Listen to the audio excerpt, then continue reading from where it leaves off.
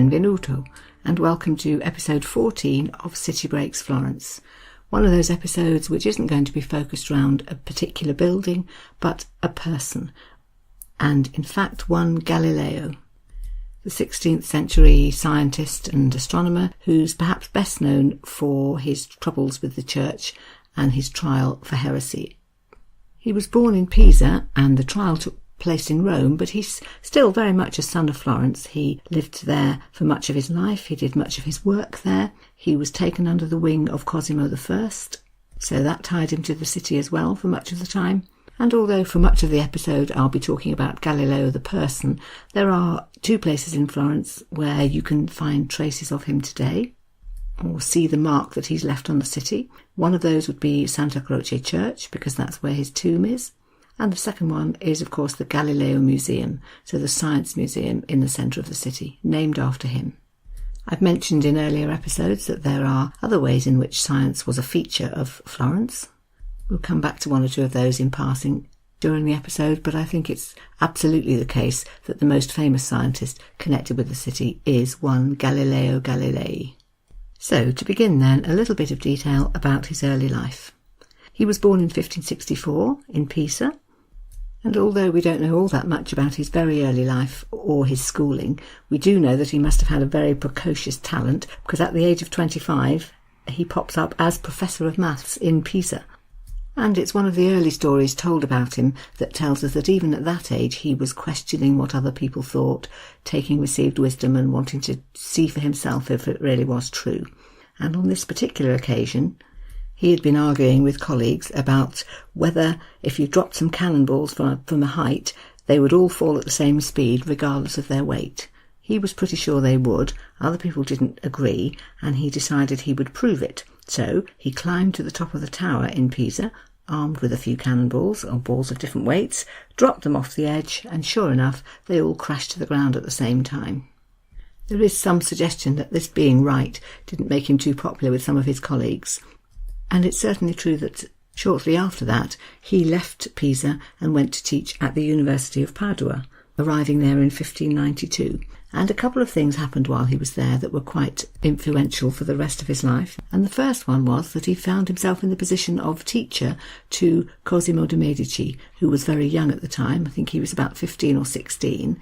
But this led to a relationship then with the Medici family, which Galileo in fact worked quite hard to maintain and which proved really very influential for the rest of his life.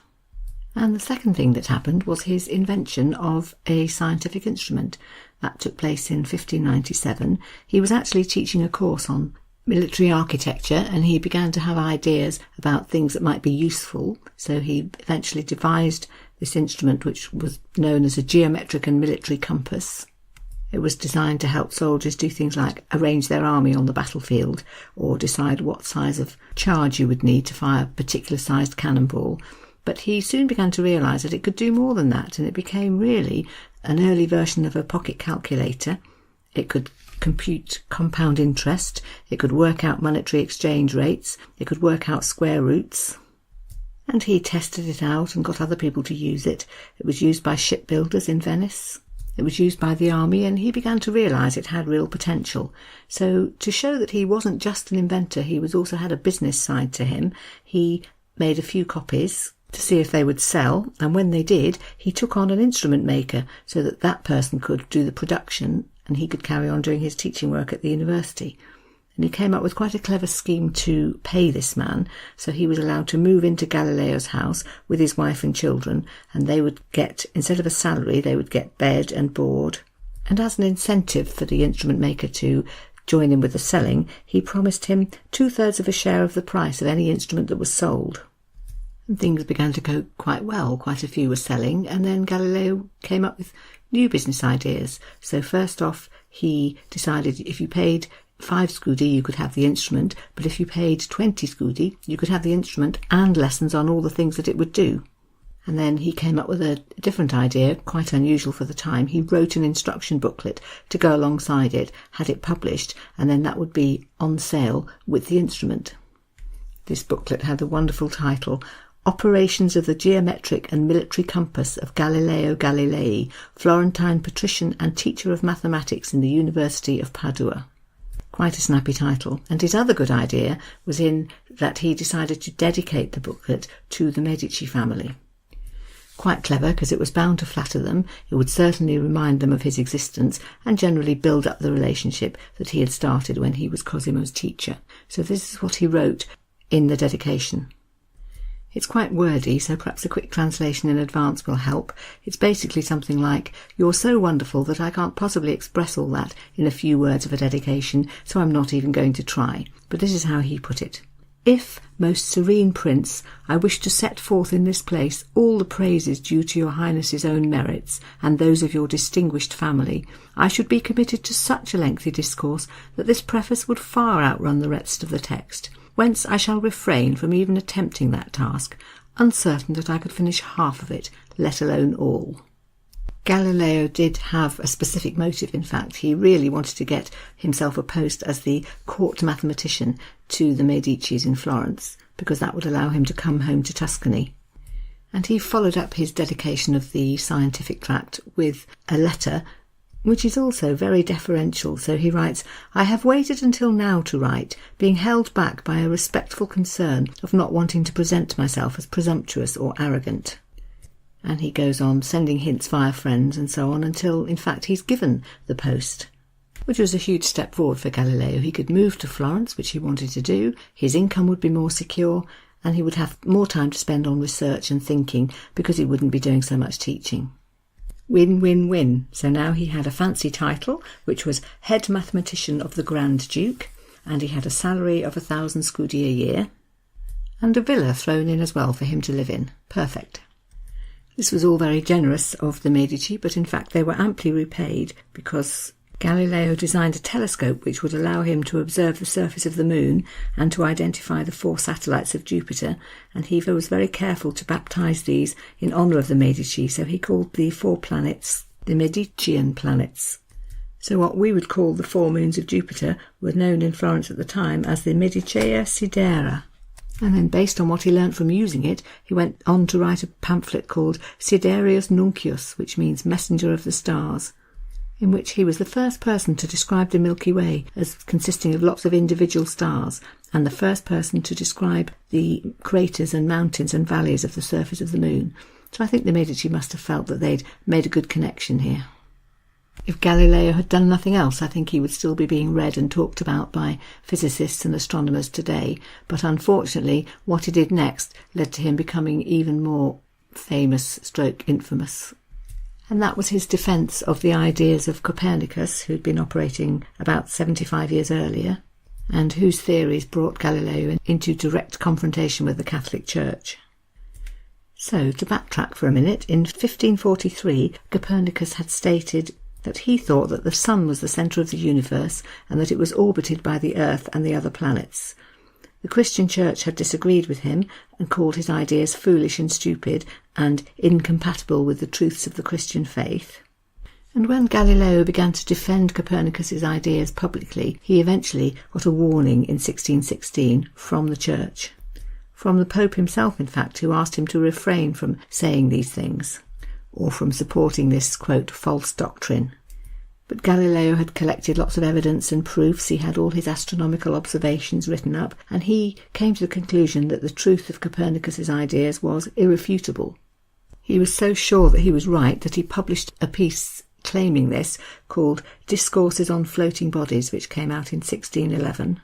Result, more criticism from the Church, and in fact eventually in 1616 an actual ban. You must not talk about the ideas of Copernicus, or you must not advocate them any further.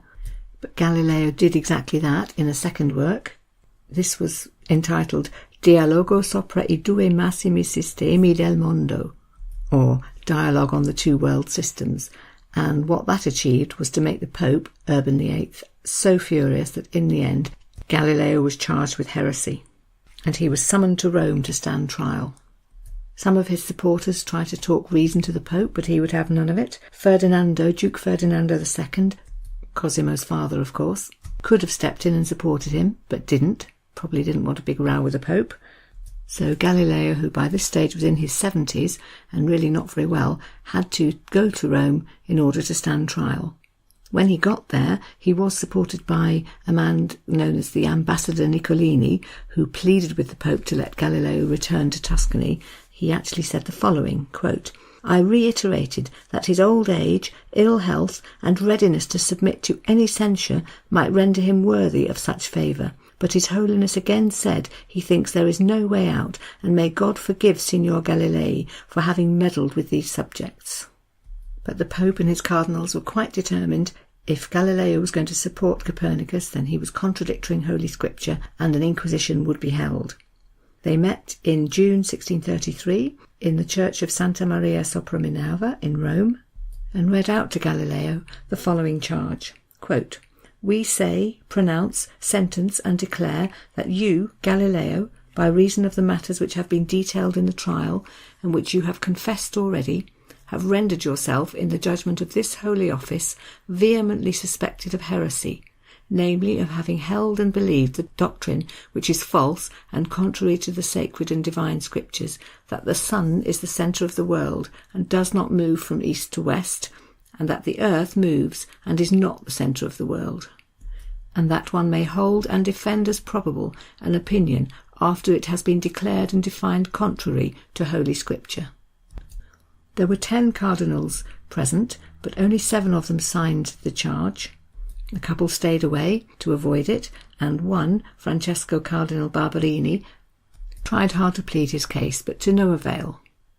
Galileo was quite resigned to the idea that he was going to have to sign, and so, dressed all in white to show how penitent he was, he knelt in front of the inquisitors and read out what they had written for him. It begins like this: "I, Galileo, son of the late Vincenzio Galilei, Florentine, aged 70 years, arraigned personally before this tribunal, and kneeling before you, most eminent and reverend Lord Cardinals, Inquisitors General, against heretical depravity throughout the Christian Commonwealth, having before my eyes and touching with my hands the Holy Gospels, swear that... ...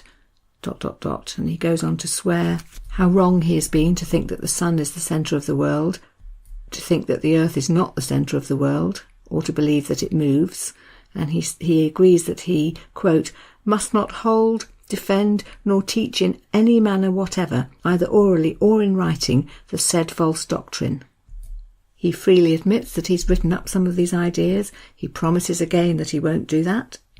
He promises that he will accept all the penances which they decide to give him, and he ends with the following words, quote, "I, the said Galileo Galilei, have abjured, sworn, promised, and bound myself as above, and in witness of the truth, with my own hand, have subscribed the present document of my abjuration, and have recited it, word by word, in Rome, at the convent of the Minerva, this 22nd day of June, 1633. It's often said that as he got up from his knees, he muttered under his breath the words "Eppur si muove," which means, "but still it moves," or even that he shouted them out and stamped his foot. But it's thought today that actually that's a story that's probably grown in the telling. It may be that he said it at some point later, but it's thought highly unlikely that he would have said that in the presence of the inquisitors, because that would have ended very badly. Galileo was sentenced to imprisonment in the dungeons of the Vatican, and his writings were placed on an index of prohibited books, where they remained for nearly 200 years. The 2 people who'd already pleaded on his behalf, Cardinal Barberini and Ambassador Niccolini, continued to do so, and eventually Galileo was moved to be imprisoned in the Tuscan embassy in Rome, moved again then to Siena, and finally allowed to return to Florence, where he lived out the rest of his days. He lived another 9 years, spending most of that time in the Villa Archetri which the Medici had given to him, and when he died he was buried in Santa Croce. Duke Ferdinando, perhaps regretting that he hadn't supported Galileo in his struggles with the Pope, wanted to pay for a sculpture to go on Galileo's tomb, and an artist was commissioned, one Vincenzo Viviani, who had some interesting ideas about what he wanted to produce. He had a theory that Michelangelo and Galileo were connected. It was true that when Galileo was born, Michelangelo had in fact died just a few hours earlier, and Viviano was very taken with this idea and had the notion that Michelangelo's spirit had somehow leapt into Galileo's body and been an inspiration to him throughout his life. So when he looked at the sculpture On Michelangelo's tomb, also in Santa Croce, he decided to do something that would be a mirror of it. On Michelangelo's tomb there's a bust of him, and then there are 3 muses representing painting, sculpture and architecture, sitting around his coffin in mourning. And Viviano decided he would design something similar for Galileo, with a bust of Galileo, and then the 3 muses representing astronomy, geometry and philosophy. In fact, in the end, the finished article only had 2 muses, those 2 astronomy and geometry. And they flank the bust of Galileo, who's holding a telescope in his right hand, and to his left there's a globe and an assortment of books. So very much a sculpture to represent all the things that he'd been dedicated to during his life. The work was begun, but there was quite a long delay, due partly to the controversies surrounding Galileo and the fact that the Pope wasn't too keen on having a very respectful sculpture dedicated to him. Viviani died in the middle of all of this, but he left money in his will for the work to be finished. And finally, in 1737, the sculpture was put up and Galileo's body was moved, taken out of the tomb where it had been put, and moved into the new one. And in fact, there was an interesting incident at that point, because when they opened up his tomb, they found inside not just the one coffin they'd been expecting, but a second one, and it's believed that that may well have been the body of his daughter. She was a nun in a Florentine convent, and she'd kept up a long correspondence with her father and a very good relationship with him until she predeceased him. And it's thought that it may well have been his wish that she should be buried with him. There's a novel, in fact, telling the story of the daughter and her relationship with her father. It's called Galileo's Daughter, and it's by Dava Sabel. I'll be talking about it in one of the literary episodes at the end of the series.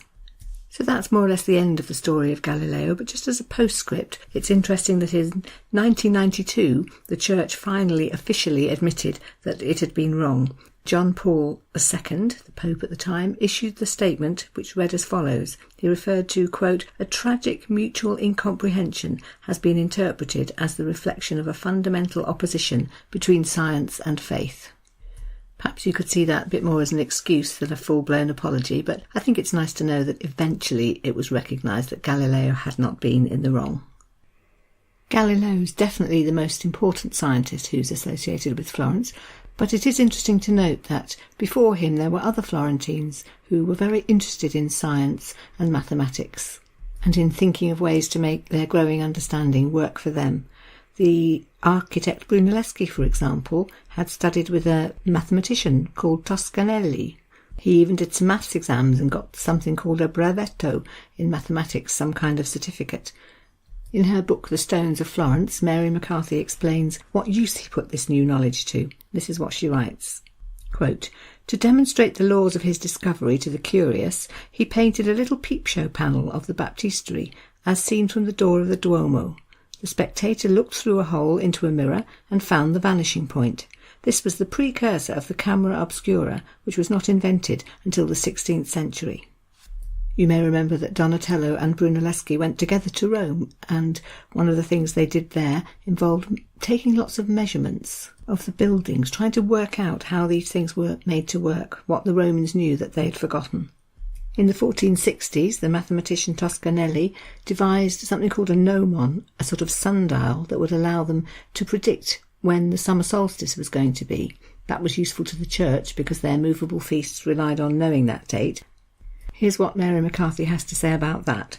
Quote, "The sun rays let into Santa Maria del Fiore by this prodigious calculator, called the noblest astronomical instrument in the world, fell 277 feet onto a dial made of marble flags in the floor of the tribune. This gnomon, with its finger of shadow, was looked on both as a thing of wonder and an object of beauty." Toscanelli also used his maths in the service of astronomy, and also in the production of early maps, which became very useful to the explorers of the time. He, for example, advised Columbus and the King of Portugal, because his knowledge of cartography could be really useful. So that led to a connection between Florentines and the people who were beginning to explore the New World. And in fact, it's not entirely a coincidence that America is named after Amerigo Vespucci, who was a Florentine. He was an agent of the Medici Bank.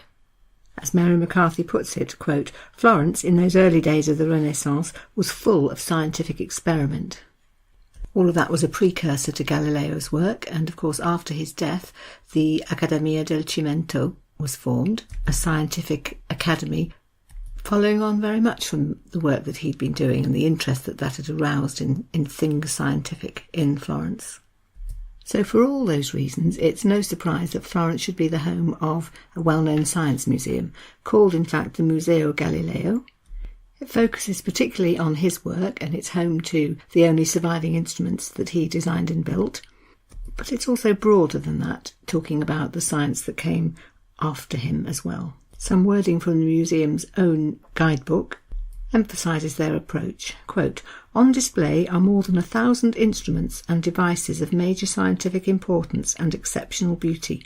The focus of the entire exhibit plan is Galileo. The Medici collections bear witness to the scientific culture in which the Tuscan scientist emerged." That describes the first half of the museum, and then it goes on to explain their treatment of scientific development in Florence after the death of Galileo. Quote, "The instruments and experimental apparatuses acquired by the Lorraines in the 18th and 19th centuries reflect the powerful stimulus provided by Galileo's discoveries to the development of physical and mathematical sciences in the modern age." There are 28 rooms altogether. I'll just give you a few details on some of the things that you can find. So the collection opens with the first room, known as the Medici collections. Grand Duke Cosimo I had begun the collection, keeping examples of many of the instruments of science used during his day, and then successors added to it. There are natural history exhibits contributed by Francesco I. There are mathematical and nautical instruments collected by Ferdinando I. There are instruments which were made for use by the Accademia del Cimento, and of course some of the original instruments made by or used by Galileo himself. Room 7 bears the title Galileo's New World, and in there you can see explanations of his telescopes and some of the things he discovered thanks to them, and an explanation of the trouble that got him into with the Pope, etc. Then the room next door, room 8, is called Accademia dei Cimento, which explains some of the experiments the Academy carried out and some of the written work they published about it.